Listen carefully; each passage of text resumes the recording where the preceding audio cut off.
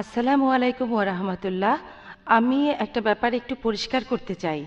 আপনি একটা হাদিস বলেছেন যে বিয়ে করলে অর্ধেক দিন পূরণ করে।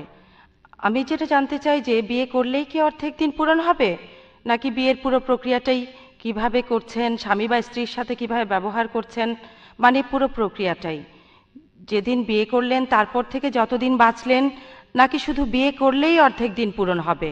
বোন, আপনি খুব ধন্যবাদ। সুন্দর প্রশ্ন করেছেন। একটা হাদিসের কথা বললেন যে বিয়ে করলে অর্ধেক দিন পূরণ হয়। এখানে কি বিয়ে করলে অর্ধেক দিন পূরণ হবে নাকি পুরো প্রক্রিয়াটাই ধরতে হবে? বোন, আমি আগেও বলেছি, মহানবী যখন বলছেন বিয়ে করলে অর্ধেক দিন পূরণ হয়, তিনি বুঝিয়েছেন যে বিয়ে আপনাকে অবাধ যৌনাচার আর ব্যভিচার থেকে রক্ষা করে। বিয়ে একটা ধারাবাহিক প্রক্রিয়া, এর উপর অনেক হাদিস আছে। আমাদের প্রিয় নবী বলেছেন, যখন বিয়ে করবে তুমি সাধারণত চারটা বিষয় দেখবে: সম্পদ, সৌন্দর্য, আভিজাত্য আর সদ্গুণ। লোকে বিয়ে করার সময় দেখে মেয়েটা বা ছেলেটা সুন্দর কিনা, তার কি পরিমাণ সম্পদ আছে, কোন পরিবার, শেখ বংশ নাকি সৈয়দ বংশ, অভিজাত বংশ, আর সবশেষে হলো সদ্গুণ। মহানবী বলেছেন এই চারটার মধ্যে সবচেয়ে গুরুত্বপূর্ণ হলো সদ্গুণ।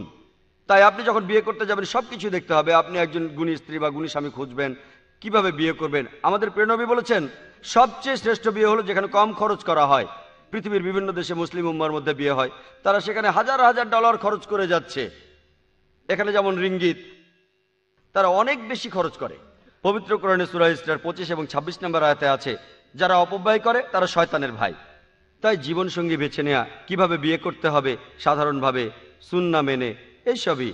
তারপর কিভাবে সন্তানদের বড় করবেন, বিয়ের পর স্ত্রীর প্রতি বিশ্বস্ত হবেন, এমন না যে বিয়ের পর আপনি ব্যভিচারে লিপ্ত হবেন, এইভাবে অর্ধেক দিন পূরণ হবে না। মহানবী বলেছেন তোমাদের মধ্যে সেই ব্যক্তি সর্বোত্তম যে তার স্ত্রীর কাছে ভালো। কিভাবে স্ত্রীর সাথে ব্যবহার করবেন, পবিত্র কোরআনে সূরা আল নিসার 19 নম্বর আয়াতে আছে, তাহার সহিত সৎভাবে জীবনযাপন করিবে যদিও তাকে অপছন্দ করো।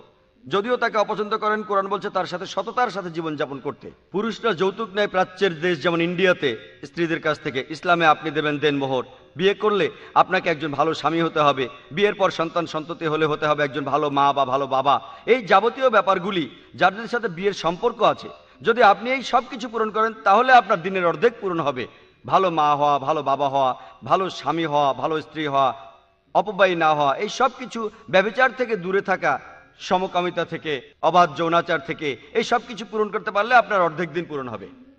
সেই জন্য আমাদের প্রিয় নবী বলেছেন বিয়ে করলে অর্ধেক দিন পূরণ হয়। অর্থাৎ বিয়ে করে যদি ইসলামের সব নিয়মগুলো মেনে চলেন, ইনশাল্লাহ আপনার অর্ধেক দিন পূরণ হবে। আশা করি উত্তরটা পেয়েছেন।